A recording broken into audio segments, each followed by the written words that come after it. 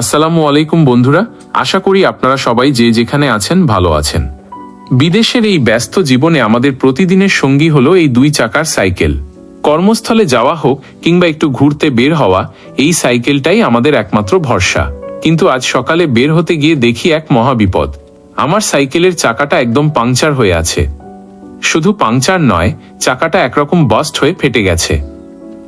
বিদেশে এমন অবস্থায় পড়লে প্রথমে মনটা একটু খারাপই হয়ে যায়, কারণ এখানকার বাজার তো আর আমাদের বাংলাদেশের মতো না যে অল্প টাকায় সবকিছু পাওয়া যাবে।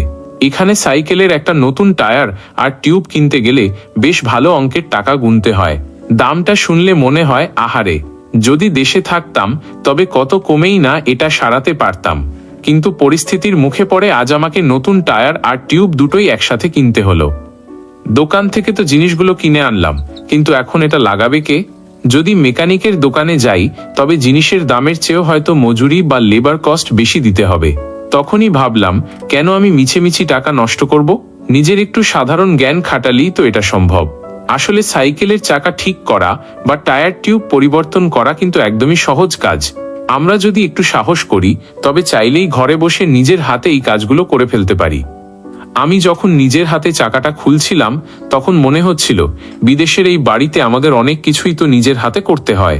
আমাদের দেশে হয়তো আমরা অনেক কাজের জন্য অন্যের ওপর নির্ভর করি, কিন্তু প্রবাস জীবন আমাদের স্বাবলম্বী হতে শেখায়। হাতের কাছে যদি শুধু কয়েকটা প্রয়োজনীয় হাতিয়ার বা টুলস থাকে তবে নিজের সব কাজ নিজেই করা সম্ভব। এতে শুধু যে কয়েকটা রিয়াল বা টাকা বাঁচে তা নয়, নিজের ভেতরে একটা আলাদা গর্ব কাজ করে। দেখুন, খুব অল্প সময়ের মধ্যেই আমি টায়ার আর টিউবটা সেট করে ফেললাম। এখন আমার সাইকেল আবার রাস্তায় নামার জন্য একদম তৈরি। আসলে নিজের কাজ নিজে করার আনন্দই আলাদা। এতে যেমন আত্মবিশ্বাস বাড়ে, তেমনি নতুন কিছু শিখতেও পারা যায়। তাই প্রবাসী ভাইদের বলবো, ছোটখাটো সমস্যা দেখে ঘাবড়ে যাবেন না। নিজের বুদ্ধি খাটান আর নিজের কাজ নিজে করার চেষ্টা করুন।